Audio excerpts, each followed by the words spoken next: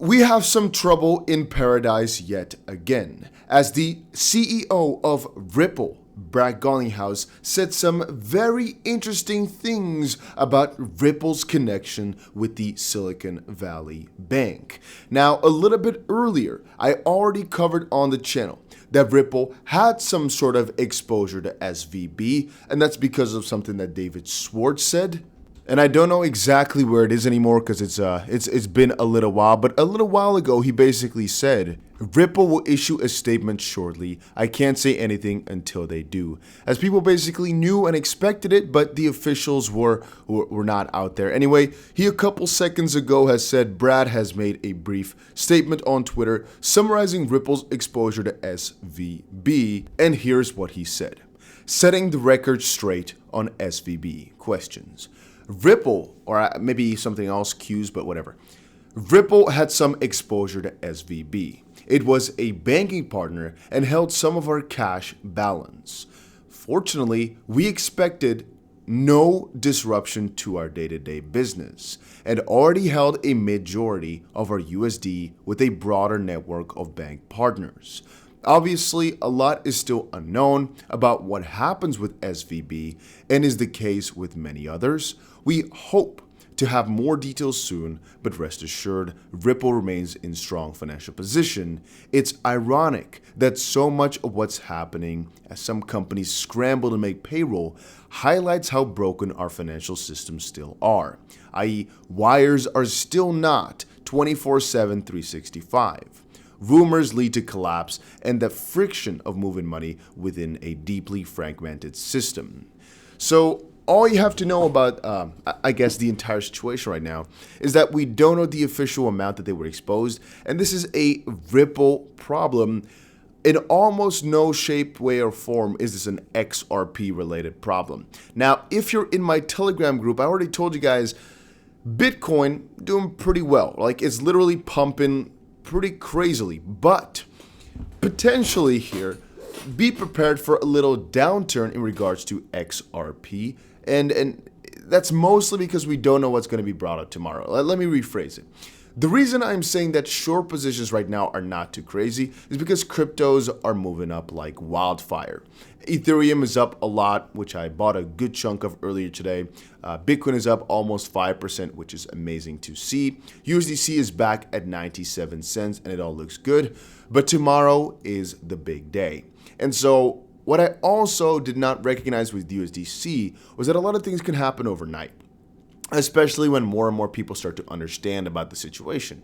Then again, I'm thinking maybe XRP is just not up 5% like the rest because people were already knowing that something was going on in the field of Ripple, having some sort of exposure as they're literally working a lot with banks. It was like quite logical that they'd have some sort of exposure or some sort of trouble with this. Anyway, it's really all going to go down tomorrow, not down as in price down, but it's all going to happen tomorrow. The big reveal, what's going to happen in terms of bailouts, what's going to happen with USDC, all of these different parts are going to be exposed tomorrow. Officially for me today, here it's already 2 a.m. right now in Dubai. But it's going to be very interesting to watch that and see exactly how everything will reflect. But that's why I'm also saying here with USDC, I saw all this news the night before. USDC was at $1. I went to bed thinking, it'll all be fine. I woke up the next day and USDC had just about a couple hours before I woke up, or maybe even an hour before, went to 85 cents. And I don't want to have that again. In that sense, I'm saying, hey guys, be a little bit careful with XRP right now, just for the sake of people might be over fudding it again. But also, depending on what type of news comes out tomorrow, the entire crypto market could have a very significant little dump here. It just depends on what comes out. It's as simple as that. Yellen, Treasury Secretary Janet Yellen, says no government bailout while FDIC auctions SVB assets. Final bids due end of Sunday, so that's coming in hot. Silicon Valley Bank CEO cashed out shares and paid bonuses just before the collapse, which was weird. People are talking about it a lot, but we'll only hear more of these details and more of the resolutions, more of the legalities, etc. of this later, but I guess it's all fine. USDC hit all-time low as investors pull out from the stablecoin. Well, it went to about 85 cents on a lot of platforms, but right now it's actually on the up and up again. Am I regretting my choice. So there's been a couple of you guys that stated, Dusty, you're an idiot for cashing out some USDC when the true value of it should have been 96 cents, whatever, or 95 cents. I don't care. So let me rephrase this. The biggest loss I've ever took in my life, not in terms of money down, but the biggest like outright hit of just money gone for no good reason, was with UST. And that's because I thought, it will recoup, it will be fine, because it's not necessarily completely stable, but it's too big to fail, right? I don't want to be that guy again, ever. And so what I've decided to do a little while ago was to make sure that whenever there's a very good risk of me losing very sizable amounts of my portfolio, I'd rather take the safe route and go for the safest option possible, even if it costs me some percentages. What I mean with that is I'm generally speaking quite a risky guy, in the sense that I place many investments every single week that are almost like very likely to lose me money. But overall, I know the value that it will bring me, because if I make 100 investments, at least 4 of them will be extremely good, and those 4 will most likely then 100x, meaning I will, typically speaking, out of 100 investments, still triple my money, as an idea. In principle, I could like 5x, 10x, 20x my money with this little scheme, but you guys understand my idea. It's different though when you've been putting, let's say, okay, let's put another hypothetical scenario here. Let's say you start out with $1 million and you make that to $10 million. What's your plan now? Well, you're gonna cash out $1 million into stable coins, while you leave the $9 million to rise and fall with crypto. Because, well, you started with $1 million, so take $1 million out to stables, put that into some yield protocol.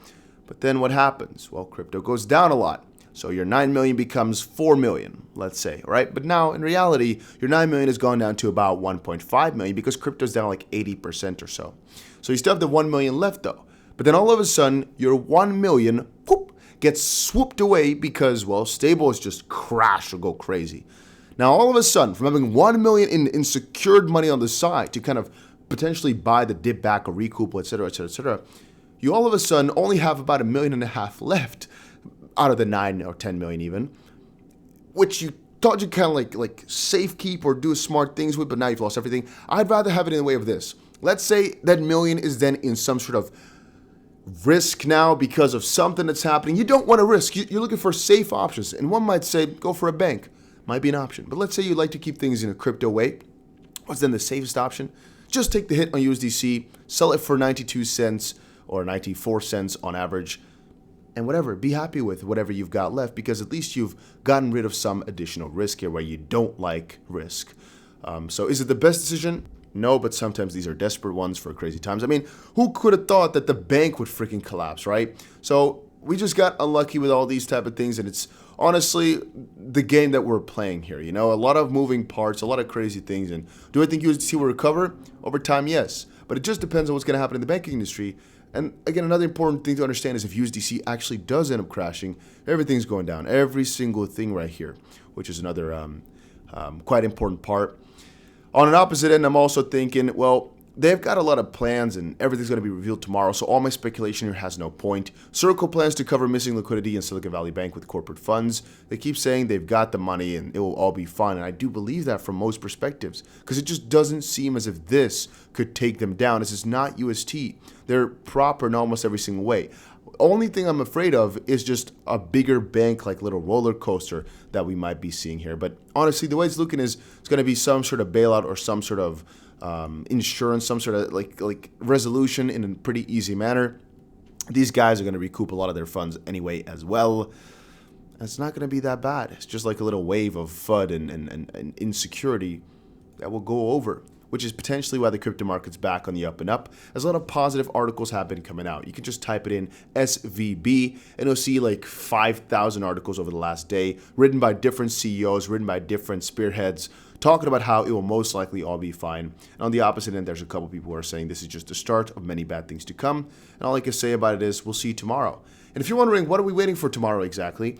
We're waiting for everything. Like, the banking world is closed on the weekend. Crypto, us, we work every single day. You know, every day is the same. But I've been showing you guys articles, but you couldn't see it. I'm sorry. I didn't notice it was only face cam. Anyway, a lot of these banks and institutions, they only work in the weekend, only work in the weekdays. So the whole Circle situation and everything that they work with, the whole SVB situation, everything's kind of like locked up So we don't really know anything until tomorrow.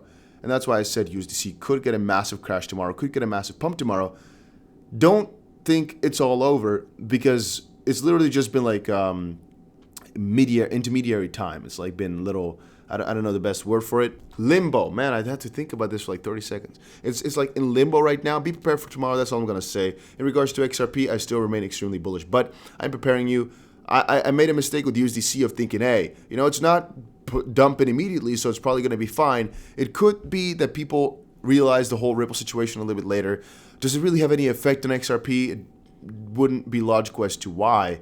Because it's just going to keep continuing to go on. And even if they had $200 million worth of exposure, then what? It's just some of Ripple's clients probably that had something intermingled here. It doesn't really matter. They're going to get the majority of it back anyway. And even if they don't, there'll probably be some sort of resolution that's going to make all this quite simple. So I'm just not too worried about the whole banking thing collapsing. But hey, I'm just a random guy on the internet talking stupid stuff. So yeah, that's it for right now. See you guys later.